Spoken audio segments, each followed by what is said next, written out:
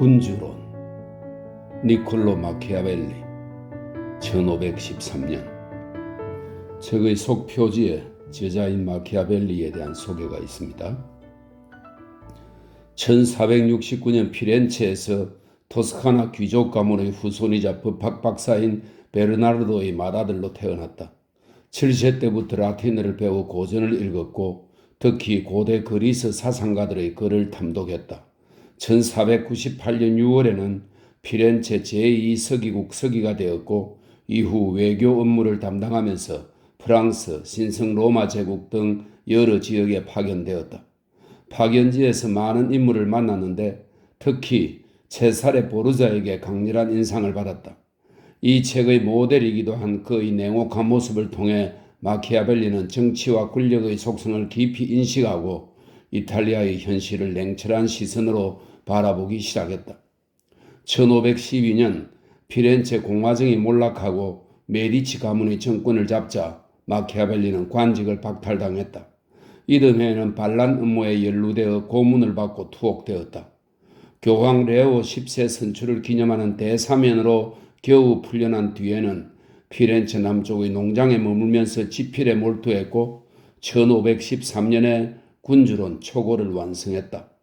이후 로마사 논고, 전술론, 피렌체의 역사를 썼으며 희곡, 만드라골라, 풍자시, 황금당나귀 등의 문학작품도 남겼다.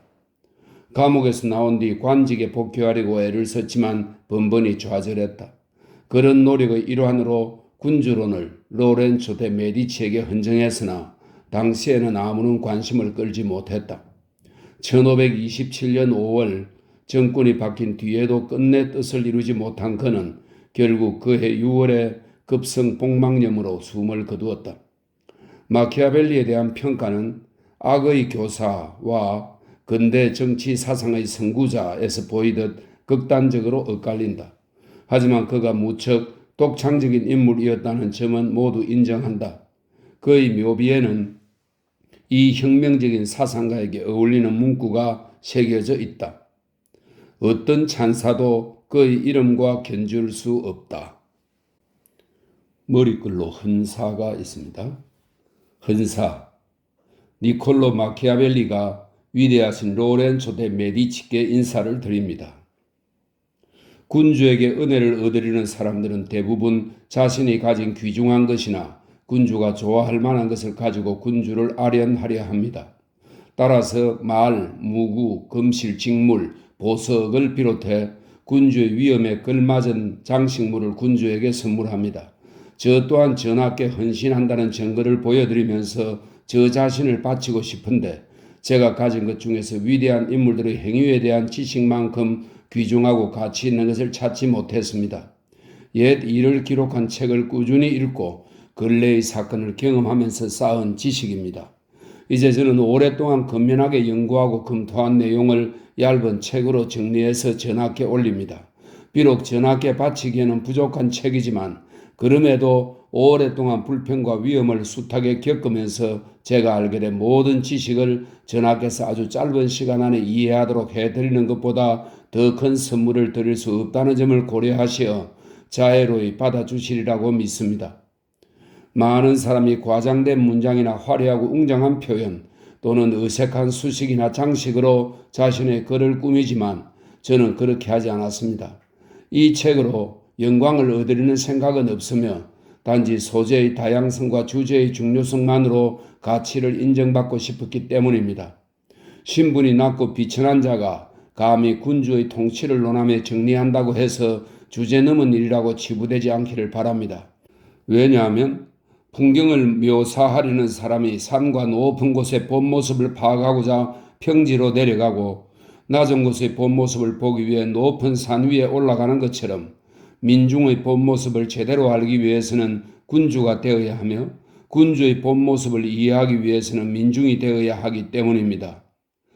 그러므로 전하께서 이 작은 선물을 제가 보내는 마음과 함께 받아주시길 바랍니다. 자세히 읽고 고찰하신다면 전하의 행운과 여러 자질이 약속한 위대함에 전하께서 이루시기를 바라는 저의 강렬한 욕망을 곧바로 헤아리실 것입니다. 만약 전하께서 계신 높은 곳 꼭대기에서 이따금 이 낮은 곳으로 눈길을 돌리신다면 제가 부당하게 지속되는 운명의 커다란 악의를 얼마나 감내하고 있는지 아시게 될 것입니다. 본문은 모두 26개의 글로 구성되어 있습니다. 1장 군주국의 종류는 얼마나 많으며 어떤 식으로 획득하는가? 사람들에 대한 통치권을 가졌거나 가지고 있는 모든 나라, 모든 영역은 공화국 아니면 군주국입니다. 군주국은 주인의 혈통이 오랫동안 군주 자리를 이어온 세습 군주국이거나 새 군주국입니다.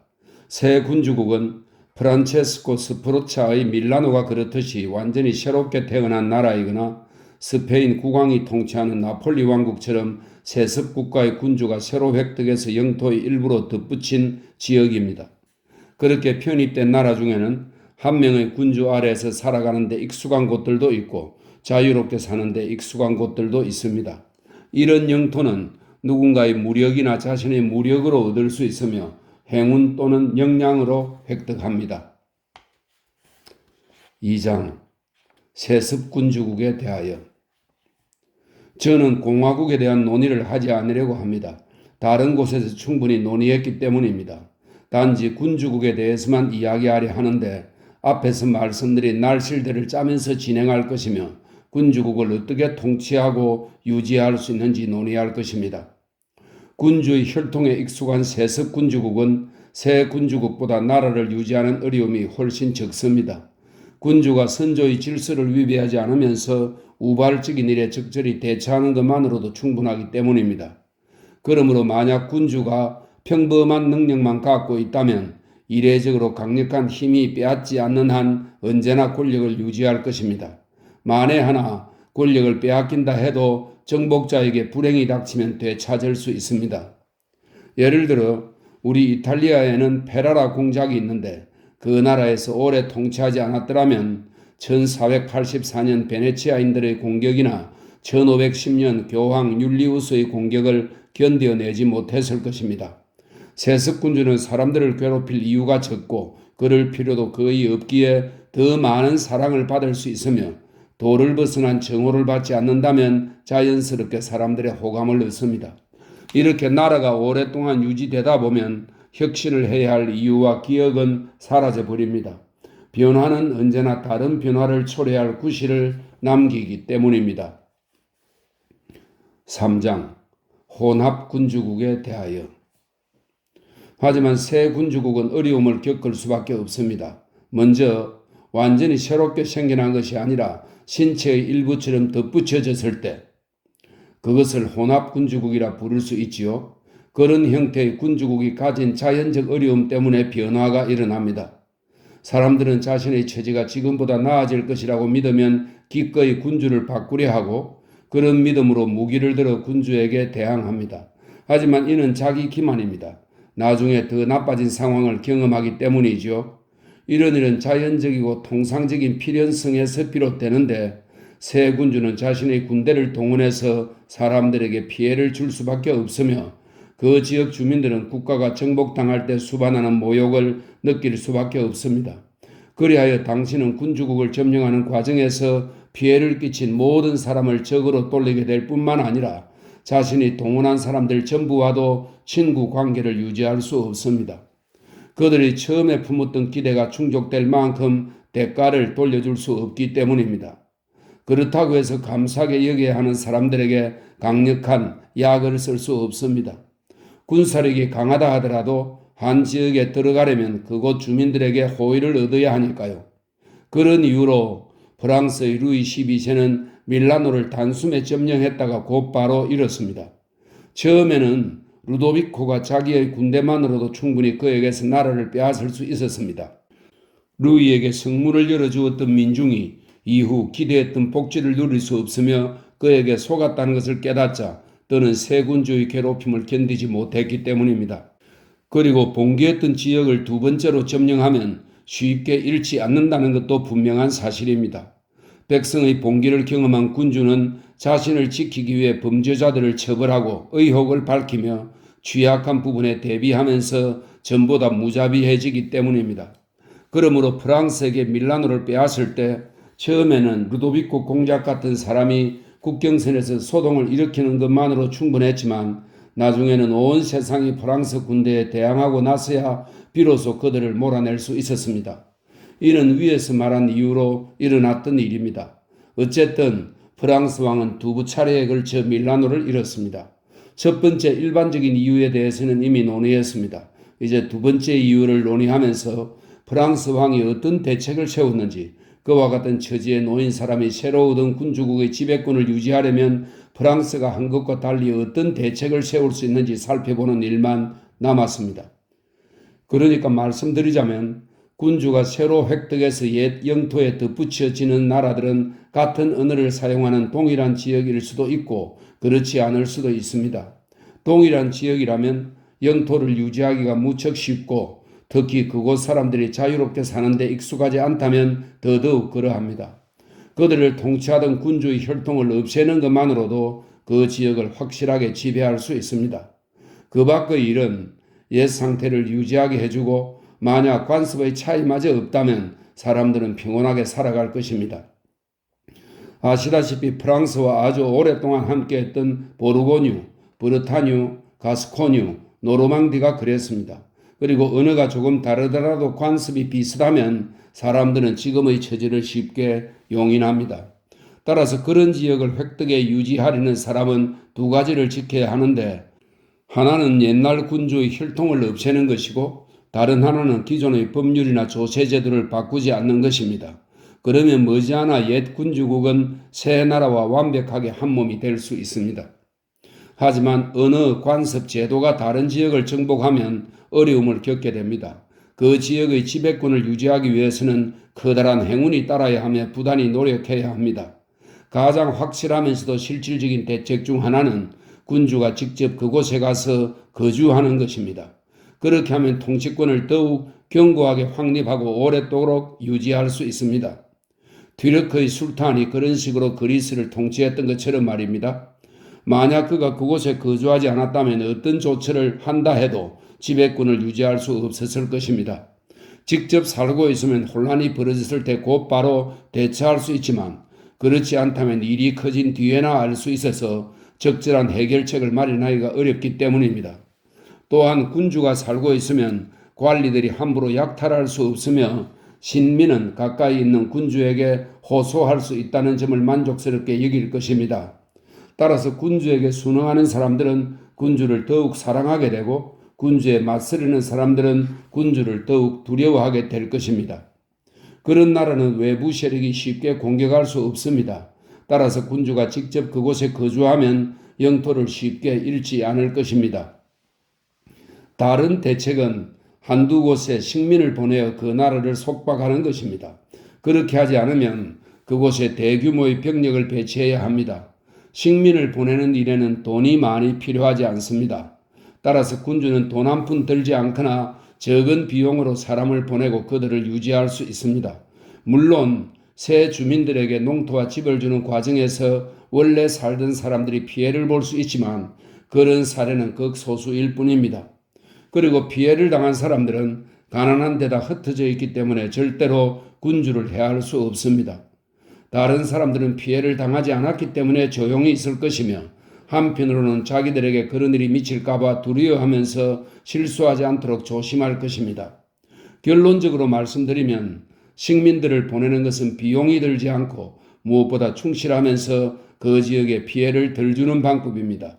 앞서 말씀드린 것처럼 피해를 입은 사람들은 가난한 데다 뿔뿔이 흩어져 있어서 군주에게 해를 끼칠 수 없습니다. 그러므로 사람들을 다룰 때는 달래거나 억눌러야 한다는 점을 주목해야 합니다. 가벼운 피해를 입으면 복수하지만 엄청난 피해 앞에서는 복수할 엄두를 내지 못하기 때문입니다. 따라서 사람들에게 피해를 주려면 그들이 복수를 꾀하지 못할 만큼 크게 주어야 합니다. 하지만 식민 대신 병력을 주둔시키면 그 나라에서 거두는 수입 전부를 그곳에서 소비하기 때문에 비용이 많이 들고 결과적으로 군주에게는 손실로 돌아오며 그는 훨씬 더 큰 피해를 입게 됩니다. 군대를 수경 설비와 함께 이동시키려면 그 나라 전체에 피해를 줄 수밖에 없기 때문입니다. 불편을 느낀 백성은 결국 군주의 적이 됩니다. 이들은 짓밟힌 상태로 고향에 남아있는 터라 언제든 군주에게 해를 끼칠 수 있습니다. 그러므로 식민 대책은 유익하지만 군대를 주둔시켜 방어하는 일은 모든 면에서 무익합니다. 게다가 앞에서 말씀드렸듯이 서로 다른 지역에 있는 군주는 가까이 있는 약한 자들의 우두머리이자 보호자가 되어야 하고 그 지역 강한 자들의 힘을 빼기 위해 노력해야 하며 혹시라도 자기만큼 강한 이방인이 침입하지 못하도록 경계해야 합니다. 그리고 야망이 지나치게 커서 만족하지 못하거나 두려워하는 사람들은 외부 세력에게 손을 내밀기 마련입니다. 예전에 아이톨리아인이 로마인을 그리스에 끌어들였던 것처럼 말입니다. 로마인이 들어간 지역의 주민들은 그들을 받아들였습니다. 그리고 일반적으로 진행되는 양상을 살펴보면 강력한 이방인이 어느 지역을 공격했을 때 그동안 자기들을 지배하던 세력에게 불만을 품고 있던 힘없는 자들은 그들을 지지합니다. 약한 자들은 기꺼이 새로운 권력과 연합하기 때문에 강한 자들은 공을 들이지 않아도 그들의 호응을 얻을 수 있습니다. 단지 그들이 무력과 권위를 지나치게 갖추지 않도록 주의해야 합니다. 그렇게 한다면 자신의 무력과 그들의 호응을 힘입어 지역의 강한 자들을 손쉽게 억누르고 완전한 주인으로 남을 수 있습니다. 이런 식으로 통치하지 않는다면 자신이 획득한 나라를 곧바로 잃을 것이며 그곳을 유지하는 동안에도 수많은 어려움과 괴로움에 직면할 것입니다. 로마인들은 점령지에서 이런 원칙을 잘 지켰습니다. 식민들을 보내고 약한 자들을 대접하면서 세력이 커지지 않게 하고 강한 자들을 억눌렀으며 힘을 가진 이방인들이 좋은 평판을 얻도록 내버려 두지 않았습니다. 저는 그리스 지역의 예를 드는 것만으로 충분하다고 봅니다. 로마인들은 아카이아인과 아이톨리아인을 우호적으로 대하면서 마케도니아 왕국을 억압했고 안티오코스를 쫓아냈습니다. 아카이아인이나 아이톨리아인의 공헌이 컸지만 절대 그들의 세력이 커지도록 용납하지 않았습니다. 또한 필리포스의 설득에도 절대 그의 친구가 되지 않고 도리어 그를 억압했으며 안티오코스의 세력이 그 지역에 나라를 세우도록 허용하지도 않았습니다. 각각의 상황에서 로마인들은 현명한 군주라면 마땅히 해야 할 일을 했습니다. 그들은 직면한 문제뿐 아니라 앞으로 일어날 법한 문제에 대해서도 주의를 기울였고 최선을 다해서 대비했습니다. 먼 곳에서 미리 예견하면 문제를 쉽게 예방할 수 있지만 가까이 다가오기만을 기다리면 제때 약을 쓰지 못합니다. 치유할 수 없을 만큼 병이 악화되기 때문이지요. 이는 의사가 결핵에 대해서 말하는 것과 같습니다. 발병 초기에는 치료하기 쉽지만 진단하기는 어렵고 시간이 흐르면 진단하기는 쉽지만 치료하기 어렵습니다. 나라들도 그렇게 해야 합니다. 나라의 질병을 일찍 발견하면 이는 신중한 사람에게만 주어지는 능력입니다. 나라의 질병을 일찍 발견하면 곧바로 치료할 수 있지만 미리 인지하지 못해서 모든 사람이 알아볼 만큼 커지게 놔두면 더는 치유책이 없습니다. 그러니까 로마인들은 불리한 일을 미리 짐작하고 항상 대처했습니다. 그들은 전쟁을 피한다는 이유로 혼란이 이어지는 것을 절대 방관하지 않았습니다. 전쟁은 피할 수 없으며 다만 상대방에게 유리하도록 지연될 뿐이라는 사실을 알았기 때문입니다. 이런 이유로 그들은 필리포스나 안티오코스와 해결하는 문제를 이탈리아로 가져가지 않고 그리스 안에서 처리하려 했습니다. 덕분에 원하지 않았던 두 전쟁을 모두 피할 수 있었습니다. 로마인들은 우리 시대 현자들이 입버릇처럼 말하는 시간의 혜택을 즐기라는 격언을 좋아하지 않았고 대신 자신들의 신중함과 역량으로 얻은 혜택을 좋아했습니다. 시간은 모든 것을 몰아오고 선과 함께 악을 가져올 뿐만 아니라 악과 함께 선을 가져올 수도 있기 때문입니다. 하지만 프랑스의 사례로 돌아와 앞에서 그들이 말한 것들 중 무엇을 했는지 검토해 보겠습니다. 저는 샤를이 아니라 루이에 대해 말하고자 합니다. 그는 이탈리아에서 훨씬 오랫동안 소유지를 지키고 있었으며 따라서 행적이 잘 알려졌기 때문입니다. 서로 다른 나라를 유지하려면 반드시 해야 할 일들이 있는데 그가 이와 반대로 했다는 사실은 아실 것입니다. 루이 왕은 베네치아인들의 야망에 이끌려 이탈리아에 침입했고 베네치아인들은 이를 기회로 롬바르디아 지방의 절반을 얻고자 했습니다. 저는 루이 왕이 선택한 방식을 비난하고 싶지 않습니다. 이탈리아의 한쪽 발을 집어넣고 싶지만 그 지역에 친구가 없었고 샤를 왕의 행동 때문에 자신에게는 모든 문이 닫혀 있는 상황이라 어쩔 수 없이 우호관계를 받아들여야만 했습니다. 그리고 만약 다른 방면에서 실수하지 않았다면 그의 선택은 성공을 거두었을 것입니다. 그리하여 루이는 롬바르디아를 획득했고 샤를이 잃었던 명성을 곧바로 되찾았습니다. 제노바가 굴복했고 피렌체인들은 친구가 되었으며 만토바 후작, 페라라 공작, 펜티볼리오, 포를리의 여인, 비엔차 페사로, 리미니 카메리노, 피옴비노의 영주, 루카, 피사, 시에나 사람들이 모두 그를 맞이하여 친구가 되려고 한 것입니다. 그제야 베네치아인들은 자신이 경솔한 선택을 내렸다고 자각했습니다.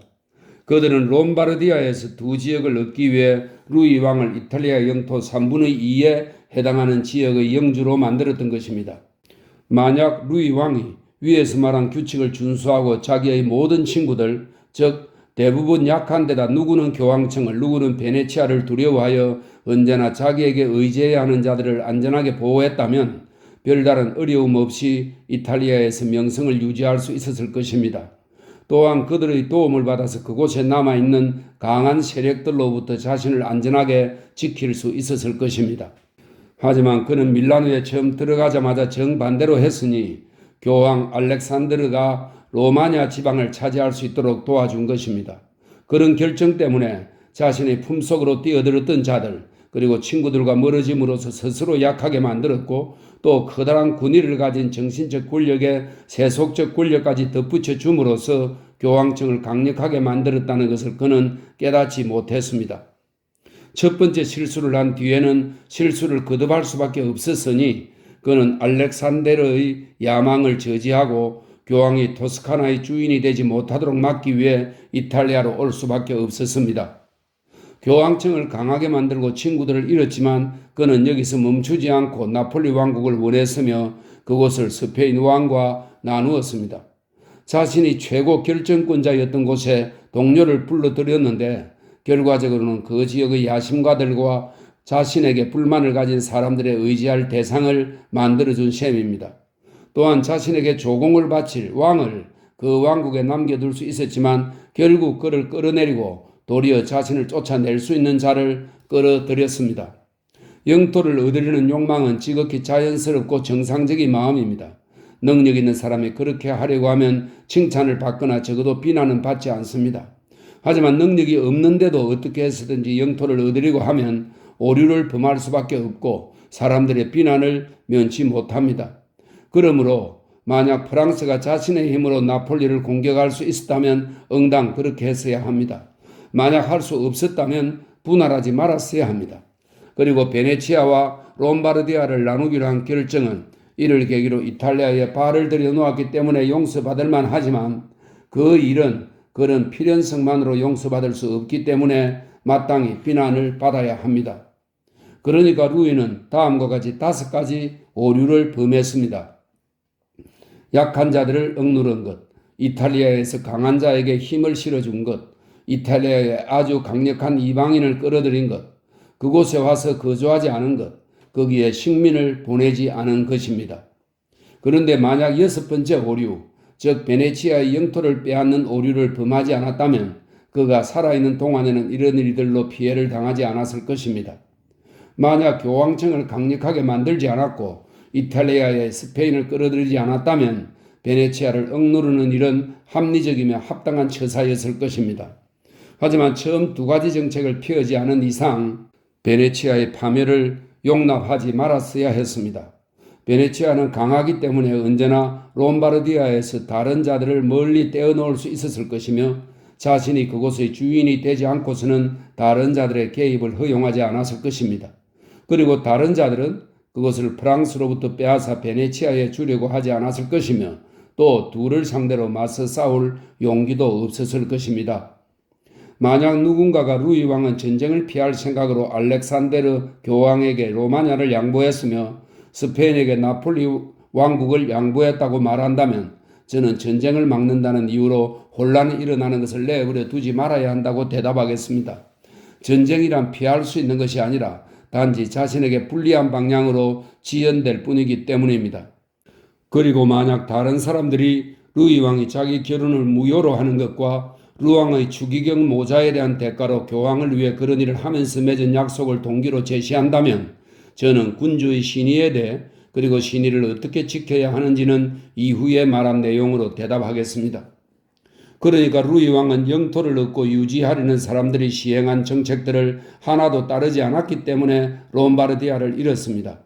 이는 전혀 놀랄 만한 일이 아니며 지극히 정상적이고 타당한 결과입니다. 그리고 일반적으로 발렌티노 공작이라고 부르는 알렉산드르 교황의 아들 체사레 보르자가 로마냐를 점령했던 때 저는 그 문제에 대해 낭트에서 루왕과 이야기했습니다. 루왕의 추기경이 이탈리아인들은 전쟁을 이해하지 못한다고 말하기에 저는 프랑스인들은 국가를 이해하지 못한다고 대꾸했습니다. 만약 국가에 대해서 이해했더라면 교황청이 그처럼 막강해지도록 내버려 두지 않았을 것이기 때문입니다. 그러니까 이탈리아 영토에서 교황청과 스페인의 힘이 막강해진 것은 프랑스가 초래한 일이며 또한 두 세력이 프랑스의 파멸을 초래했다는 것도 분명한 사실입니다. 여기에서 절대로 혹은 거의 틀리지 않는 일반적 규칙이 도출됩니다. 누군가가 강력해지도록 원인을 제공한 사람은 파멸한다는 것입니다.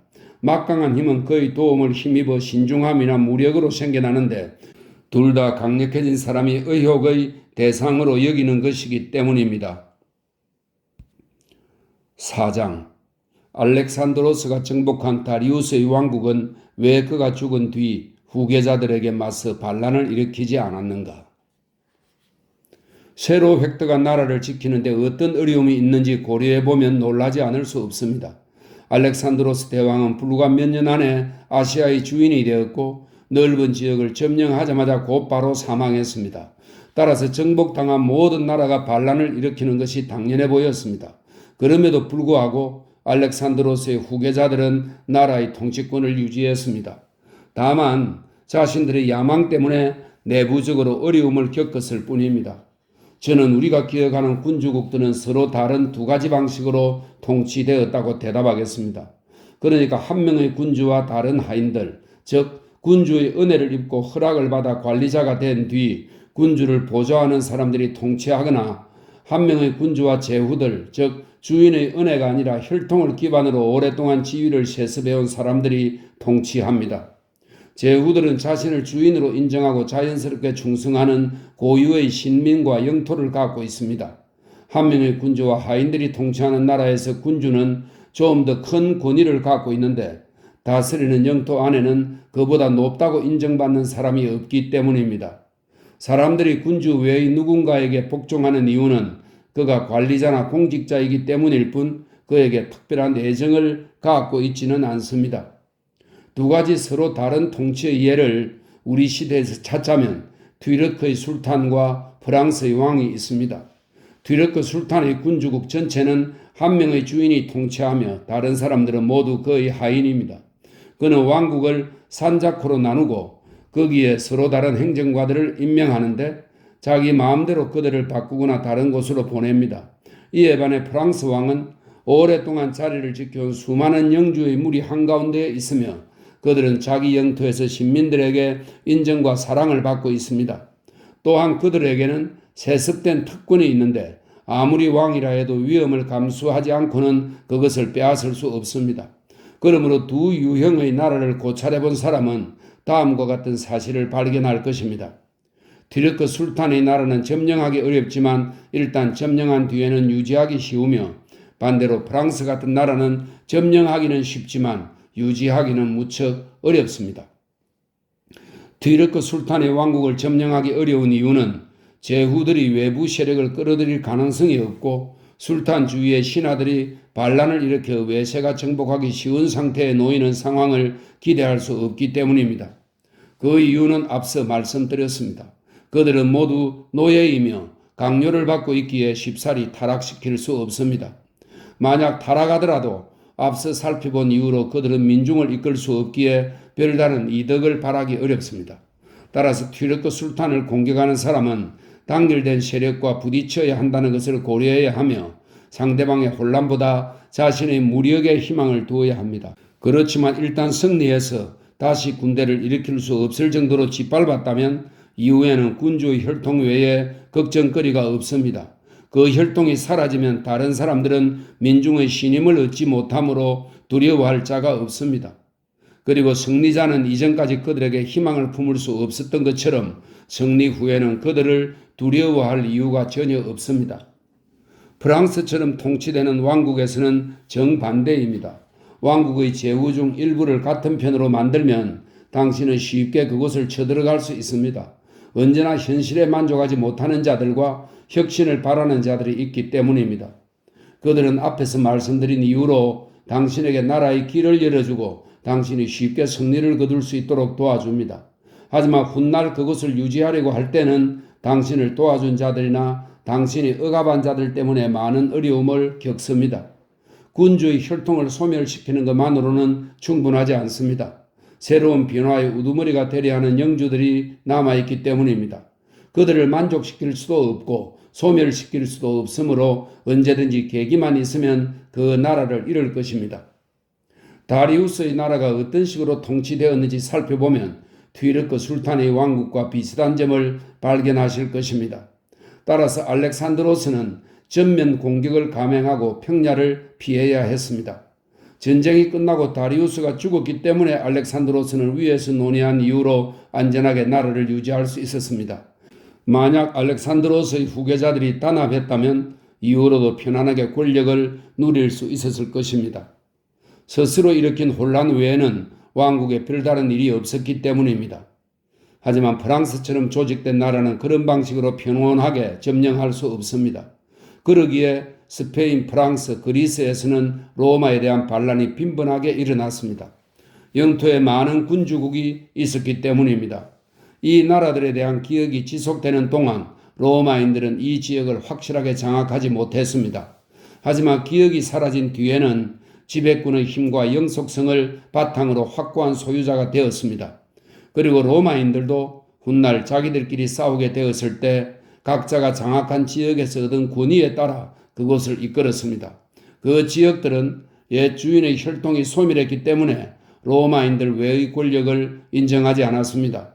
그러므로 이런 사실들을 고려해 보면 알렉산드로스는 아시아 나라들에 대한 지배권을 쉽게 유지했지만 피로스를 비롯한 많은 사람들이 핵두간 나라를 유지하는 데 어려움을 겪었다는 사실은 놀랄만한 일이 아닙니다. 승리자의 역량이 크냐 작으냐에서 비롯된 것이 아니라 종속된 자의 차이에서 나온 것이기 때문입니다. 5장 점령되기 전 자신의 법률에 따라 살았던 도시나 군주국은 어떻게 통치해야 하는가? 말씀드린 것처럼 점령한 나라가 스스로 만든 법률에 따라 자유롭게 사는 데 익숙할 경우 그곳의 통치권을 유지하는 세 가지 방법이 있습니다. 첫째는 기존의 법률을 없애는 것이고, 둘째는 직접 그곳에 가서 거주하는 것이며, 셋째는 자신의 법률에 따라 살도록 내버려 두면서 조공을 받고 앞으로도 친구로 남아 있을 만한 몇 사람이 나라를 통치하도록 만드는 것입니다. 그렇게 세워진 나라는 군주의 권력과 호의가 아니면 존속할 수 없다는 사실을 알기 때문에 군주와 관계를 유지하고자 온갖 노력을 기울일 것입니다. 그리고 자유롭게 사는 데 익숙한 도시는 시민들을 통해서 쉽게 유지할 수 있는데 그들은 어떤 방식으로든 그 도시가 보존되기를 원하기 때문입니다. 예를 들어 스파르타인과 로마인이 있습니다. 스파르타인들은 아테네와 테베의 몇 사람을 중심으로 나라를 세워 그곳을 유지했는데 그럼에도 불구하고 결국은 잃었습니다. 로마인들은 카푸와 카르다고, 누만티아를 지키기 위해서 그곳들을 파괴했으며 그렇게 해서 잃지 않았습니다. 로마인들은 스파르타인들이 했던 것처럼 그리스의 자유를 보장하고 자체 법률을 남겨둔 상태로 나라를 유지하려고 했지만 성공하지 못했습니다. 그래서 어쩔 수 없이 많은 도시를 파괴했습니다. 사실 파괴 외에는 그곳을 소유하는 확실한 방법이 없기 때문입니다. 그리고 자유롭게 사는데 익숙한 도시의 주인이 되고 나서 그곳을 파괴하지 않은 사람은 도리어 그 도시의 손에 파괴될 것을 각오해야 합니다. 반란을 일으키는 세력은 언제나 자유와 옛 제도를 피난처로 삼기 때문입니다. 이런 것들은 시간이 많이 흘러도 어떤 혜택이 주어진다 해도 절대 잊히지 않습니다. 그리고 어떤 일을 하든 어떻게 대비를 하든 주민들이 분열되거나 흩어지지 않는다면 그들은 자유라는 단어와 옛 제도를 망각하지 않을 것이며 기회가 오면 우발적 사고를 일으킬 수 있습니다. 피사가 피렌체인에게 종속된 지 100년 후에 그랬던 것처럼 말입니다. 하지만 그동안 한 명의 군주 아래 사는데 익숙했던 도시나 지역에서 군주의 혈통이 사라졌을 경우 그곳 주민들은 옛 군주가 없는 상태에서 자기들 중 한 명을 군주로 세우는 일에 합의하기 어려울 뿐더러 자유롭게 사는 법도 모릅니다. 그래서 무기를 잡는 데 시간이 걸리며 군주는 아주 쉽게 그들의 마음을 얻어 그들이 자신을 해치지 않을 거라고 안심할 수 있습니다. 하지만 공화국에는 더 큰 활력과 더 큰 정오 그리고 복수를 하려는 더 큰 욕망이 있으며 예전에 누렸던 자유의 기억은 떠나지 않고 사라지게 놔둘 수도 없습니다. 따라서 가장 안전한 길은 공화국을 파멸시키거나 아니면 그곳에 거주하는 것입니다. 6장 자신의 무력과 역량으로 획득하는 새 군주국에 대하여 제가 군주나 나라의 형태와 관련해 완전히 새로운 군주국을 논의하면서 위대한 인물들의 예를 들더라도 놀라지 마시길 바랍니다. 사람들은 대부분 다른 사람들이 걸었던 길을 걷고 그들의 행동을 모방하면서도 남의 길을 완전히 따를 수 없으며 자신이 모방하는 사람들의 역량에 도달할 수도 없습니다. 따라서 신중한 사람은 언제나 위대한 사람들이 걸었던 길로 들어가고 탁월했던 사람들을 모방합니다. 자신의 역량이 거기에 미치지 못한다 하더라도 냄새 정도는 풍기도록 말입니다. 그리고 신중한 궁수들처럼 해야 합니다. 목표 지점이 너무 멀리 있는 것처럼 보이고 자기가 쏜 화살이 얼마만큼 멀리 날아가는지 알고 있을 때 그들은 정해진 장소보다 훨씬 높은 곳을 조준합니다. 이는 화살로 그곳을 맞추기 위해서가 아닙니다. 그렇게 높은 곳을 조준해야 화살이 본래 의도한 지점에 도달할 수 있기 때문입니다. 그러니까 말씀드리자면 새 군주가 완전히 새로 탄생한 군주국을 다스릴 때는 그곳을 획득하는 자의 역량이 많고 적음에 따라 어려움의 정도가 달라집니다. 그리고 보통 사람에서 군주가 되는 사건은 역량 또는 행운을 전제로 하는데 그 두 가지 중 어느 하나라도 어려움을 덜어주는 데 도움이 되는 것 같습니다. 그렇지만 행운에 의존하는 정도가 덜한 사람이 자신의 지위를 좀 더 쉽게 유지할 수 있습니다. 군주가 다른 나라를 다스리자나 어쩔 수 없이 그곳에 직접 거주한다면 더더욱 쉬워 보입니다. 하지만 행운보다는 자신의 역량으로 군주가 된 인물들을 살펴보자면 모세, 키루스, 로물루스, 테세우스 같은 사람들이 가장 탁월하다고 말씀드릴 수 있습니다. 그리고 모세는 하나님의 명령을 집행하는 자였기 때문에 그에 대해서는 논의하지 말아야 하는데도 불구하고 단지 그에게 하나님과 대화할 자격을 부여해준 은총만으로도 존경받아야 합니다. 하지만 왕국을 획득했거나 건설한 키루스와 다른 자들을 고려해보면 모두 놀랄만한 점이 있음을 발견할 것이며 그들의 특별한 행위와 방법을 고려해보면 그토록 위대한 스승을 모신 모세와 달라 보이지 않을 것입니다. 그리고 행적과 삶을 조사해보면 그들이 행운으로부터 얻은 것은 오직 기회뿐이라는 사실을 알 수 있습니다. 기회는 그들에게 자신이 원하는 형식을 만들어낼 수 있는 진료를 제공했습니다. 기회가 없었다면 그들의 정신적 역량은 꺼져버렸을 것이며 그런 역량이 없었다면 기회는 헛되이 온 셈이 되었을 것입니다. 그러니까 모세에게는 이집트인에게 종속되고 억눌린 이스라엘 민족을 발견하는 과정이 필요했는데 당시 그들은 노예 신분에서 벗어나려는 소망으로 모세를 뒤따를 준비가 되어 있었습니다. 로물루스가 로마의 왕이자 건국자가 되기 위해서는 알바에 태어났을 때 버림받는 과정이 필요했습니다. 키루스는 메디아인의 지배에 불만을 품은 페르시아인 그리고 오랜 평화로 유약하고 온순해진 메디아인을 발견해야 했습니다. 만약 테세우스가 흩어진 아테네인을 발견하지 못했다면 그는 자신의 역량을 증명할 수 없었을 것입니다. 그러므로 기회는 그들을 행복하게 만들었고 그들의 탁월한 역량은 그 기회를 알아차리게 했습니다. 따라서 그들의 조국은 영광을 얻고 행복을 누렸습니다. 그들과 비슷하게 자기 역량을 토대로 군주가 된 자들은 군주국을 어렵게 획득하지만 일단 손에 넣은 뒤에는 쉽게 유지합니다. 군주국을 획득하는 과정에서 겪는 어려움 중 일부는 국가와 자신의 안전을 확고하게 따지기 위해 도입할 수밖에 없는 새 제도 그리고 통치법에서 비롯됩니다. 또한 새 제도의 도입에 앞장서는 일은 실행하기 어렵고 성공을 보장할 수 없으며 위험하다는 점을 고려해야 합니다. 그렇게 했을 때 옛 제도에서 혜택을 받던 사람들을 모두 적으로 돌리게 되며 새 제도에서 혜택을 누릴 사람들은 단지 미온적인 옹호자로 둘 수밖에 없기 때문입니다. 그런 태도는 한편으로 나름의 법률을 가진 반대자들을 두려워하는 마음에서 나오고 다른 한편으로는 불신에서 비롯됩니다. 사람들은 확실하게 경험하지 않으면 새로운 것들을 믿지 않습니다. 그러므로 적이 된 사람들은 기회가 있을 때마다 힘껏 공격하지만 다른 사람들은 미온적으로 방어함으로써 군주와 자신들을 위험에 빠뜨릴 수 있습니다.